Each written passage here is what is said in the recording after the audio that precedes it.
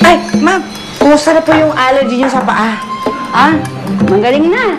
Ayos yung gamot na nakita nila Pitoy sa internet. Eh, may silbi naman pala ang internet at computer eh. Ibig niyo pong sabihin, ma'am, papayagan niyo na sister na gumamit uli ng computer?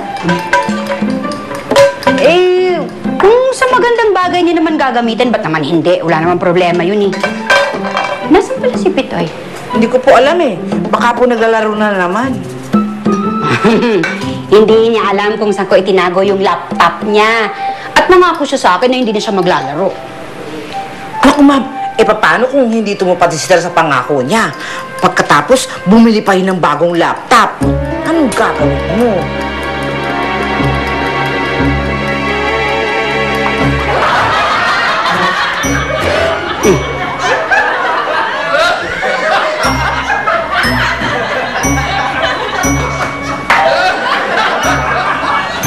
Bakit nandito yung laptop ni Sir Pepito?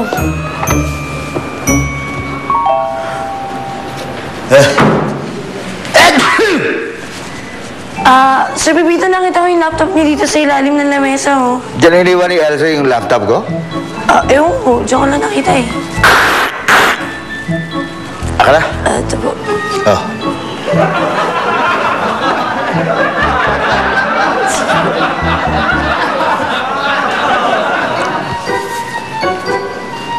Uy, may battery pa.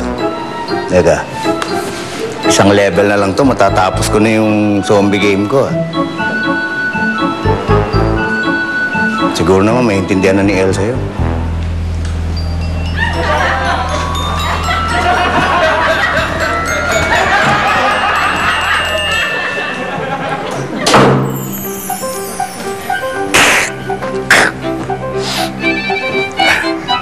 Ano niya nahanap yun? Ginagali talaga ako ng Pepitong Toy.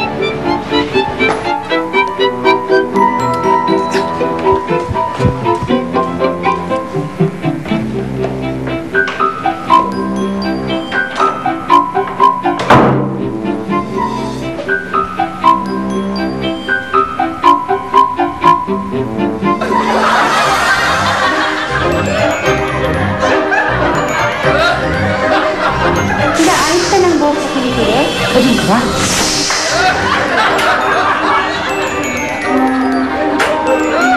Elsa, magpapaliwanag ako. Hindi ko nilaro.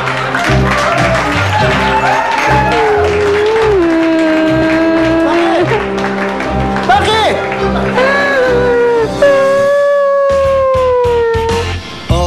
Si Chito, napatatapos na ba yung homework niya kung homework? Minsan, ang swerte mo nasa paligid lang. Bili mo ng MacBook para may kalaro ka. Talaga, sir, bibili niya ako. Sa palad mo ang pagbabago. Bakit? Ano ba yan? Nagre-research po ako tungkol sa plants. Nag-ano? Nag-research? Nag-research? Miss, kukuha ako ng ganito. Bibili ako ng isa.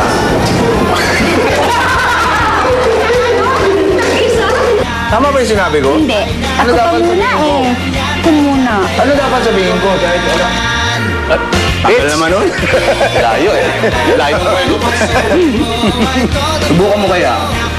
Bibili ka rin. Naman, ano? Okay. Basta. Kumakain ba ng zombie? Nanganaman ng zombie.